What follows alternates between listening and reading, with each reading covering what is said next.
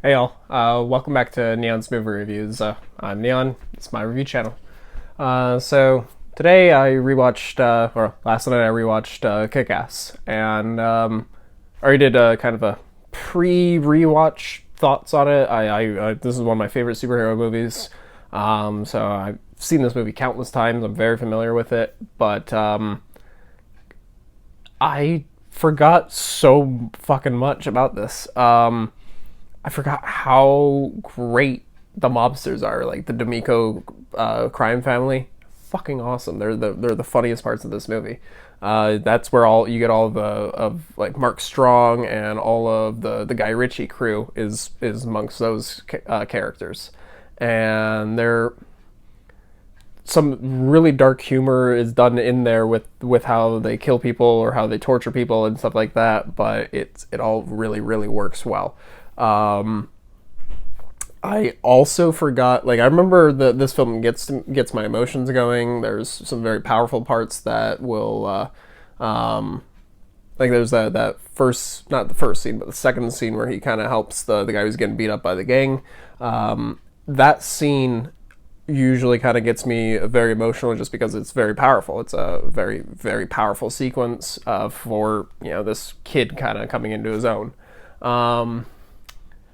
But the part that I forgot about is probably the best part of the movie, and that's where Big Daddy and Kick-Ass get captured, and they do the live broadcast, and they're getting beaten to death, and Big Daddy's lit on fire. Hit Girl comes in, starts killing off all the guys.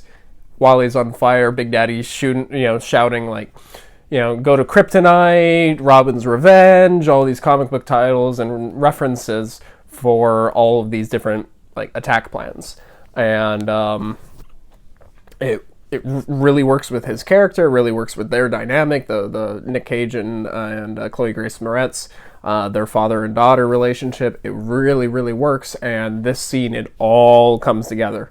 I forgot how fucking emotional this was. The whole scene, the whole action scene. He's been beaten near death, and then he gets lit on fire, and that becomes the lighting for the rest of the scene, is his burning body as he's screaming and shouting these words or these commands basically to his daughter, and that. I always forget about that scene. I always forget how fucking powerful that scene. I remember, like, the death part is always sad, but I forget how much that carries over into the action set piece as well. And it's ridiculous. Like, I've seen some people that laugh at that part. They find it the most entertaining part. I've seen other people that are just like blown away by the action in that scene. But for me, I'm always shocked by the emotion in that scene and how powerful it is. It is one that will usually get the waterworks going with me. And then you got at the end, fucking awesome shootout with Hit Girl, but you have that fucking awesome jetpack with the minigun. It's just, it's so satisfying, and they tease it for so much of the film, and then when you finally see it, you're like, yes! Red Mist is somebody I kind of forget about how well his character is handled, because he's kind of sympathetic in the beginning. He's trying to get his father's good grace. He kind of likes Kick-Ass. He realizes, oh, Kick-Ass is just a kid. Like, he's harmless. Like, it's not him that's the problem. It's others. And when he gets captured, or when he betrays Kick-Ass and Big Daddy and all of them, Kick-Ass gets pulled into this and gets captured, and you kind of feel for Red Mist, because he's like, fuck, like, I didn't want, like, no, Kick-Ass is good, like, Kick-Ass is fine, he's not in this. And unfortunately, he's got to be made an example of. And that kind of leads me back into Mark Strong's character and his crew. I already talked about how his crew is kind of the funnier part of the film, especially his guy Joe. And he's got his big bodyguard, who is usually with Chris, his son. But and he's got an amazing bit throughout the film with this bazooka that he like takes. He's just like, oh, I've always wanted one of these, and then he's like comes in during the middle of the shootout. He's just like, everything's under control. And he slowly walks over and grabs the bazooka, and Chris is like, what the fuck? Like, everything's under control, you're grabbing a bazooka. And he's just like, sir? And he's just like, carry on. And he's really funny, but Mark Strong is scary. Mark Strong is one of the better realized characters in this, and he's fucking mean, but he's understandable. Like, I understand why he's doing what he's doing. Like, he's got his own empire. He's just don't get in his way kind of thing. And all this shit's starting to get fucked up. He's starting to get his hands dirty again out of frustration and just anger. And that all kind of carries out into that final set piece where Kick-Ass has to go fight Red Mist, and Hit Girl and Mark Strong just duke it out. And that scene the violence in that scene and some of the violence in the rest of the film it crosses the line. It goes from being fun, like the whole action ending is very fun. The fight with Red Mist and Kick-Ass, very fun. All the stuff with the minigun, really fun. Hit Girl just, killing, all the goons, really fun. The fight between Mark Strong and Hit Girl, though, is not a fun scene. It's a scene where Mark Strong is beating the fuck out of a 10-year-old girl, stomping on her chest, beating her in the face. She's lying there on the ground, like, not really able to get up, and he just keeps wailing into her. And, it goes from, like, basic superhero movie, like, oh yeah, this is really fun. It's kind of bloody, really vulgar, but it's fun. It's still a superhero movie.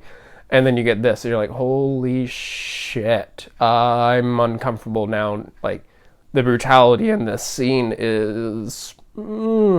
it steps over a line. And that's one of those trademark Mark Miller things, and that's one thing that I love in this, that it actually it held on to that. It's not so much in the Kingsman films or in the comics, so I'm not upset about it not being there, but it's very much so in the Wanted comics, it's very much so in the Kick-Ass comics, it's very much so in, like, Old Man Logan. Most of Mark Miller's work crosses a line, and that's why his work is known, because it goes for those weird, uncomfortable things. Kind of like Grant Morrison, or not Grant Morrison, the guy who did The Boys and Preacher. I can't think of the guy's name. But Aaron Taylor Johnson as Kick-Ass, really fun. Chloe Grace Moretz as Hit Girl and Nick Cage as Big Daddy, they steal the show. And Mark Strong as the villain. But those two are done so well. Hit Girl is really fun. She's really, like, playful, just murdering people left and right. And they kind of go into the psychology of what Nick Cage has done with this. And it's a whole revenge plot of his, but basically he's turned this hunt for revenge and to kill all these criminals into a game. He's turned it into a comic book. And it's fun for her. So she's playing a game, murdering these people. She's dressing up, playing a game. And crosses, it's very uncomfortable when you start thinking about that, but you also understand what they went through, what was taken from them, what this guy is doing to the rest of the town, and it's like, no one's right, no one's wrong. Or actually, no one's right, everyone's wrong. And it's just really interesting characters. But I love the way that Nick Cage kind of does Big Daddy. Because when he's the dad, he's hilarious. He's a really goofy dad, but he's total dad mode, but sadistic dad who only gives a fuck about weapons and murder. So whenever his daughter, like, starts fucking with him, she's like trying, pretends to be like a typical girly girl. And then she says, I'm fucking with you. I want some ballad songs or, AK or whatever. And he's like, oh, you always know how to get me. And their dynamic is hilarious. But when he is in the Big Daddy costume, which is basically rip off Batman, and they even say he looks like Batman in the movie. There's this hilarious bit with one of the mobsters where he's just like, there's these guys who's in a black cape and armor and a mask, and they're just like Batman, and he's just like, I never fucking said Batman. It's fucking great. Like the humor is really dark, but it's really funny in this. But the way he plays him, he basically, when he is in that mode, he does all of it. He talks like Adam West Batman, but he's playing this character, in the way that like Ben Affleck portrayed Ben Affleck. This is he gets what it means to be putting on the cowl, putting on this, like, the psychology of the character, but he's portraying him in a very campy way, a way that he would have seen a similar type of character portrayed growing up. And I find that really interesting. I think that's really cool. But this is that movie. Like, he did the Ghost Riders. He was in Spider-Man Far From Home, or Spider-Man Into the Spideyverse. Love him in that. That was great, but didn't really get too much time to shine either. This one, though, is the one that, for me, proves that Nick Cage should be a superhero actor. He is fucking awesome. Superhero, supervillain, I don't really care, but I want to see him as more of these comic book larger-than-life characters, because he's a larger-than-life character himself. As bad as a movie as I think it would be, I really wish that Tim Burton's Superman starring Nick Cage would have been a thing. But yeah, this movie, I love this movie. A lot of the music also is really, really good. It's blanking on the guy's, I think it's John Murphy. Yeah, John Murphy. He did the 28 Days Later score, score for Sunshine. That was probably what he's known most for. And they actually used the music from his most famous songs from both of those films in this. Probably in the best parts of this movie as well. They use those pieces of music, so it's really well done. But overall, the music in this film is really well done. Even like even the actual songs that they just put in there, they were all really well done. They weren't jarring for the scene. They played into the dark humor that was being portrayed. But yeah, like, I love this movie. I think I like this movie more than I thought I did going in. I know in my previous review, like from thinking about it, I gave it a 9 out of 10. It's a 10 out of 10. This is the best superhero movie I've ever seen. It's not saying that there aren't other 10 out of 10 superhero movies for me, but this is not a 9 out of 10. This is a 10 out of 10. Yeah, I absolutely love this movie. I imagine if you've sat through this, you've probably seen Kick-Ass before. Let me know what your favorite part of this was. My favorite part in this movie is that shootout in the warehouse when, actually, my two favorite parts are both the warehouse shootouts. There's the one with Hit Girl, where she's trying to save Big Daddy and Kick-Ass when Big Daddy's burning, that I mentioned before. And then there's the one that kind of leads to that, where it's done in the nanny cam footage, and it's Big Daddy going in, just slaughtering all these mobsters.